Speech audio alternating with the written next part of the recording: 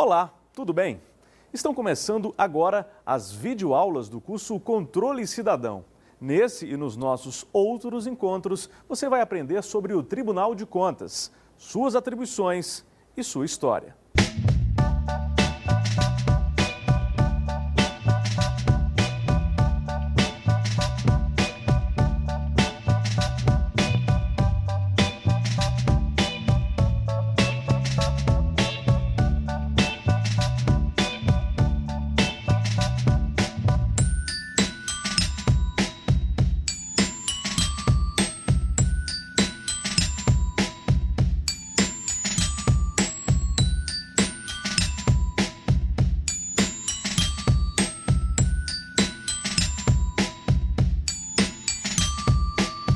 Na aula de hoje, vamos entender o que são os tribunais de contas em atuação no país e também compreender como funcionam em âmbito federal, estadual e municipal e ainda conhecer a história do Tribunal de Contas do Ceará.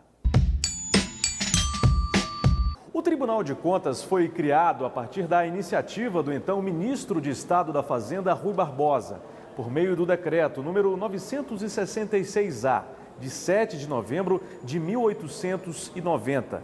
É preciso ressaltar que o Tribunal de Contas só foi adjetivado com o termo da União na Constituição de 1967. É um órgão de controle externo, especializado na análise de contas públicas. O Estado brasileiro estruturou o seu controle externo, interno, específico, social, a partir da ideia luminosa de Rui Barbosa.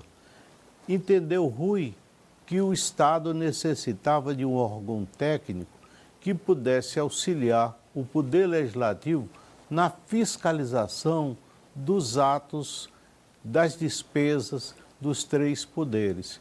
Para isso, seria necessária a criação de tribunais de contas.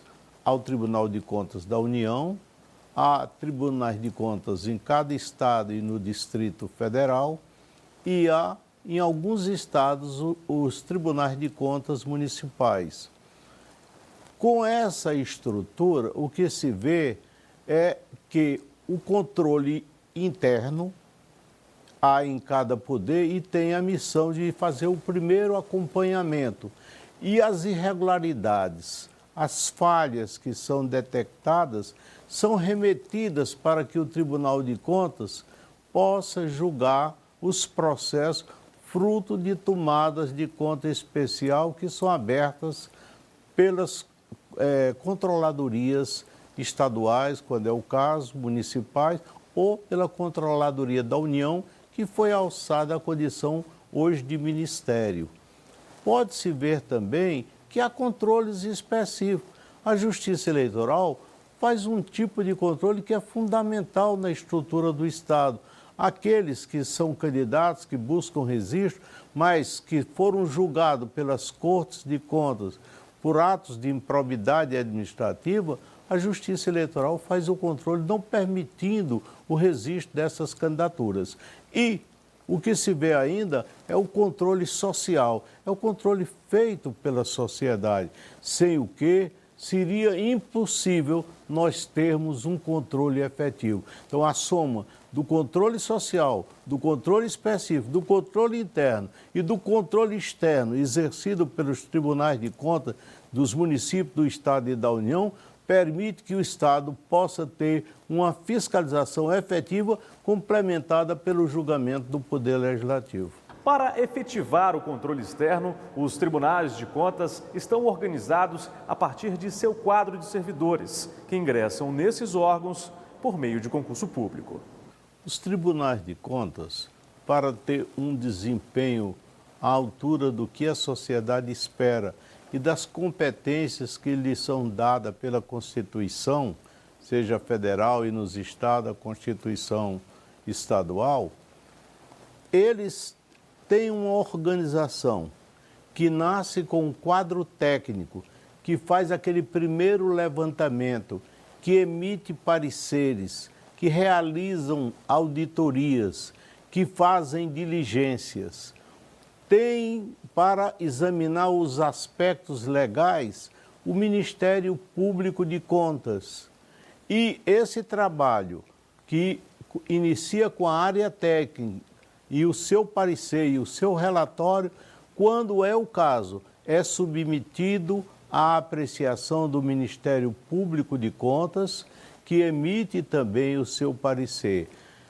Esse trabalho vai até as câmaras e ao colegiado, o pleno, onde se reúnem no âmbito da União os ministros, que são 9 no âmbito da União, e nos estados os conselheiros, que em número de 7 fazem o julgamento final. Em câmaras, aqueles processos que regimentalmente ficam na competência das câmaras.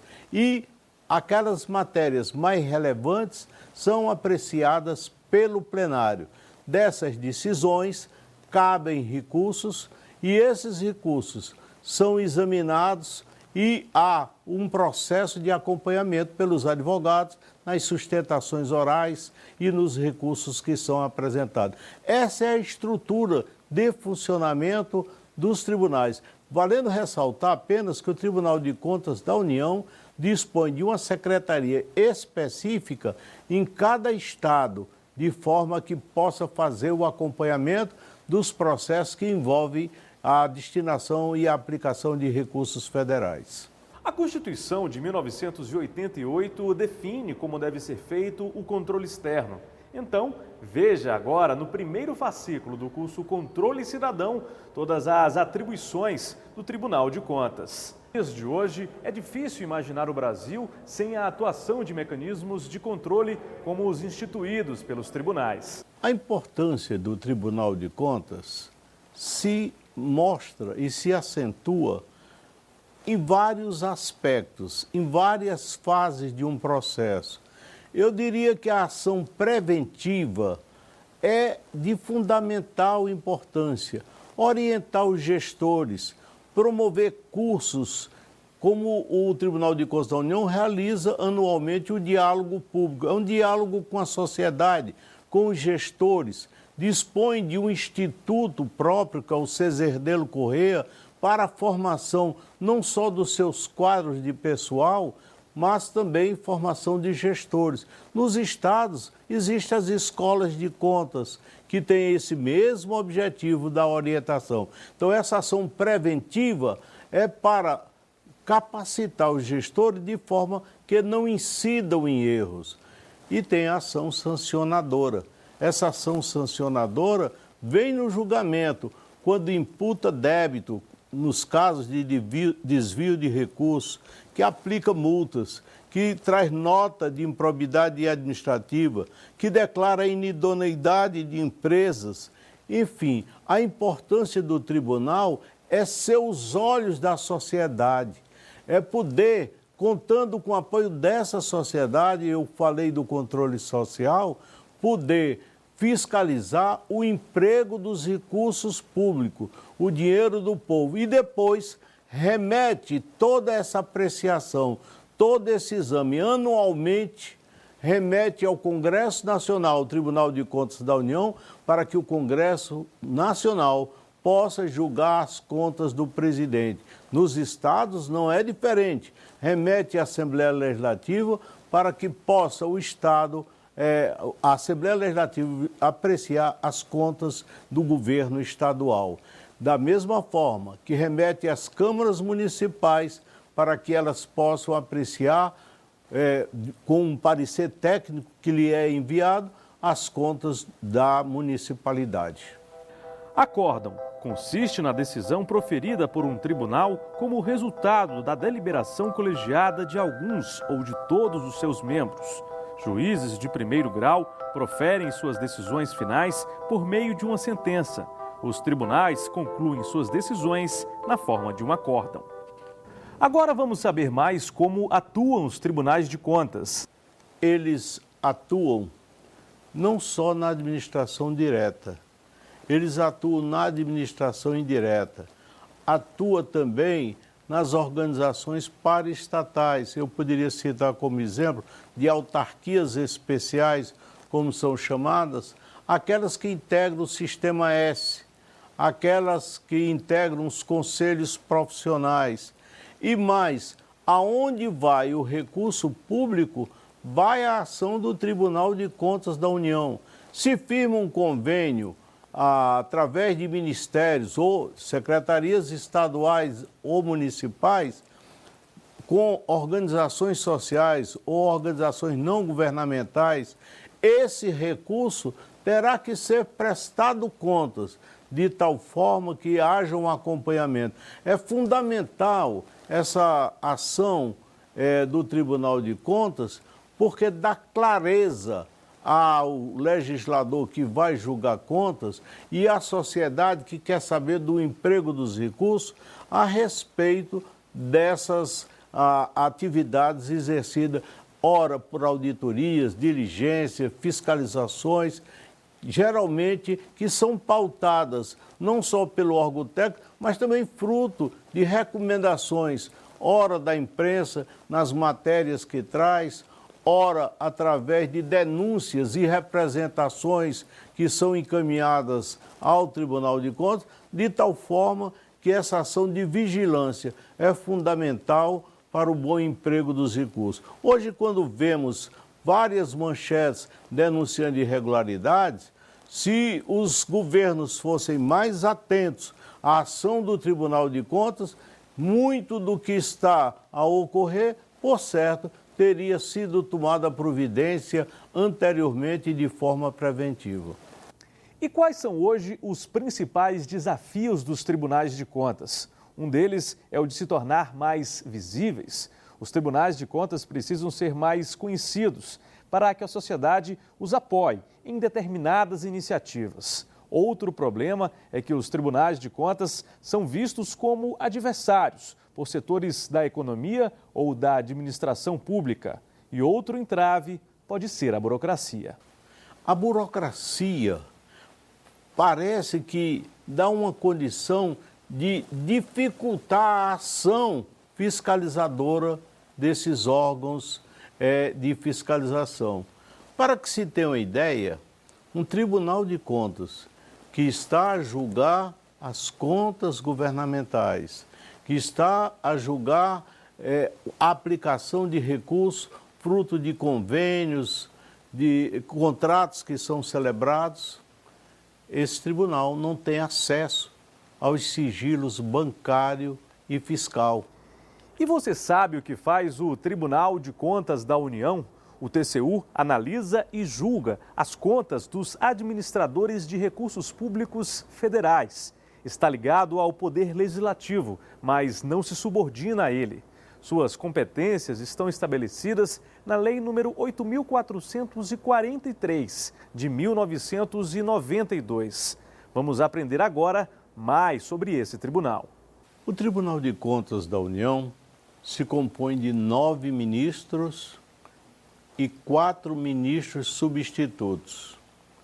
Esses 9 ministros são oriundos, 1/3 vindo, dos membros do Ministério Público, outro da Auditoria e um terceiro de livre indicação do Presidente da República, sendo apreciado em sabatina pelo Senado Federal.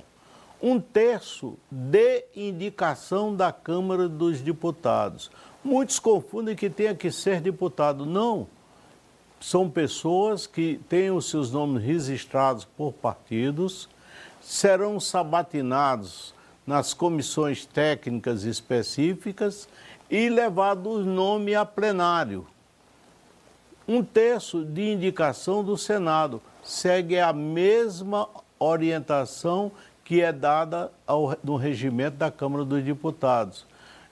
Isso faz com que nós tenhamos uma mescla de pessoas oriundas do Poder Legislativo, que é o Poder Fiscalizador, Câmara e Senado, e da área específica técnica, quer do Ministério Público, quer da Auditoria. A distribuição de processos no Tribunal de Contas da União obedece princípios de publicidade e alternatividade. Então, vamos agora saber como ocorrem os processos no TCU. Os processos têm início nas secretarias estaduais, nós chamamos de SESEX, que é Secretaria de Controle Externo. Feita a auditoria, realizada a diligência, essa matéria é concluída com um parecer técnico que é remetido à Brasília para o órgão de controle externo lá, que é a Secretaria-Geral de Controle Externo. Conforme a matéria, ela pode ser remetida ao Ministério Público de Contas, que emite parecer, e essa matéria é encaminhada ao relator. Como é que é escolhido o relator? A cada 2 anos, existe a lista de unidade jurisdicionada, chamada LUJ. O que é essa lista? Você pega a infinidade de órgãos que tem no país, 15 mil órgãos, e são distribuídos entre os ministros, que são 9, e os 4 ministros substitutos, de forma que, por exemplo, matéria do Estado de Ceará, durante 2 anos, vai para aquele ministro que é o prevento para o Estado do Ceará. Vai para aquele ministro que, durante aqueles 2 anos, vai cuidar dos assuntos do Estado, ou daquele ministério, se for o Ministério da Educação, ou o Ministério dos Transportes. Então, o ministro examina com seus assessores a matéria, elabora o seu voto e o acórdão, que é uma proposta de decisão, vai ao plenário ou à Câmara, de acordo com a matéria, e ela é votada. Após votada, abrem-se os prazos para recurso quando a parte resolver realmente intentar o recurso por não concordar ou entender que o seu direito deveria ser melhor tratado. Essa é a forma com que o processo tramita no Tribunal de Contas da União, valendo dizer que ela é aberta à sociedade. Os responsáveis por dinheiro, bens e valores públicos federais têm de submeter suas contas ao TCU, sob a forma de tomada ou prestação de contas, incluindo fundações e sociedades instituídas e mantidas pelo Poder Público Federal. Além de receber essas informações dos órgãos, o TCU também realiza fiscalizações. A fiscalização do Tribunal de Contas da União tem como fonte originária o planejamento estratégico do órgão. Anualmente ele leva em consideração ou a materialidade para realizar auditorias. E o que é que eu quero dizer com materialidade? Aquelas obras que têm um volume bastante expressivo de recursos merecem uma atenção especial do tribunal no acompanhamento do emprego desses recursos. A fiscalização também acontece nos momentos das denúncias que chegam, das representações e mais ainda, naqueles casos em que o controle social, através da ouvidoria ou de ações que desenvolve através da imprensa, nos dão conta de fatos que exigem diligências que são feitas e comprovadas as irregularidades, abre-se o devido processo legal, através de tomadas de conta especial, que é o momento por excelência do contraditório, em que as partes que são denunciadas ou sobre as quais recai a imputação de haver praticado desvio de recursos ou irregularidades de qualquer natureza, elas possam então contestar, se manifestar, trazer a sua defesa. E o que o TCU faz em caso de fraude? Comprovada fraude, desvio de recursos, atos de improbidade, o tribunal remete, e isso está nas decisões que ele toma, nos acórdãos que são proferidos, remete ao Ministério Público para promover as ações civis e penais contra aqueles que praticaram os atos delituosos apontados. E remete à Advocacia Geral da União, responsável pela defesa do patrimônio, para que possa reaver os recursos que são desviados. Além da multa, o TCU pode decretar, no curso de qualquer apuração de irregularidade, a indisponibilidade dos bens do responsável por prazo não superior a 1 ano. Se considerar a infração grave, o TCU pode inabilitar o responsável para o exercício de cargo em comissão ou função de confiança no âmbito da administração pública federal por um período que pode variar de 5 a 8 anos. E, em caso de fraude, pode declarar a inidoneidade de responsável para participar de licitação. Agora vamos entender melhor como funciona o Tribunal de Contas do Estado do Ceará. O Tribunal de Contas do Estado, ele se compõe de 7 conselheiros, alguns já estão adotando os conselheiros substitutos, que até pouco tempo não existia. Ele também tem o seu Ministério Público de Contas e a sua área técnica. Aqui no Ceará, como nos demais estados, são 7 os membros do colegiado, com a composição de um presidente, um vice-presidente, um corregedor, tem a sua escola de contas, que é a sua escola de formação, e atua acompanhando o emprego dos recursos dos 3 poderes do Estado, tal qual na União fiscaliza o Legislativo, fiscaliza o Judiciário e o Executivo, e remete anualmente ao Poder Legislativo a apreciação das contas governamentais. Agora vamos aprender mais sobre o Tribunal de Contas dos municípios. O Tribunal de Contas dos municípios segue o mesmo formato que é dado aos Tribunais de Contas do Estado.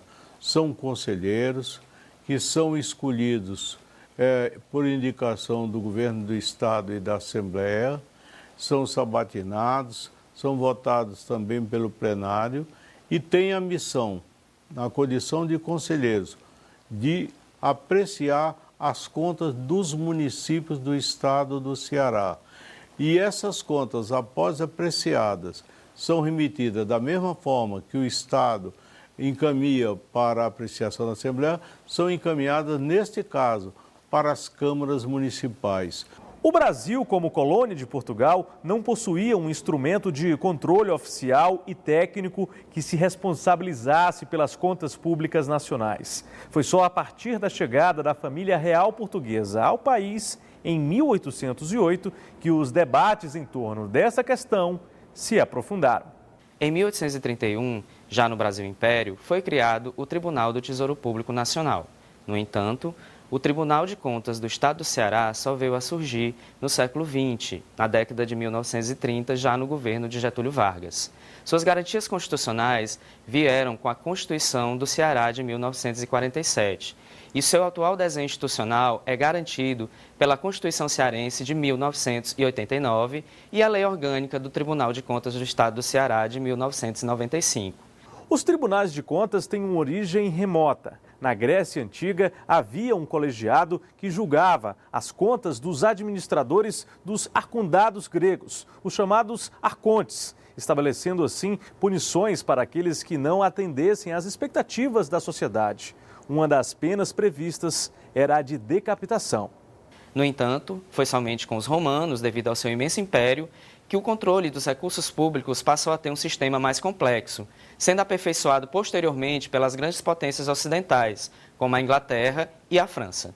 E como se iniciou o processo de busca pelo controle das contas públicas no Brasil? Como essa preocupação se transformou na institucionalização do Tribunal de Contas do Estado do Ceará?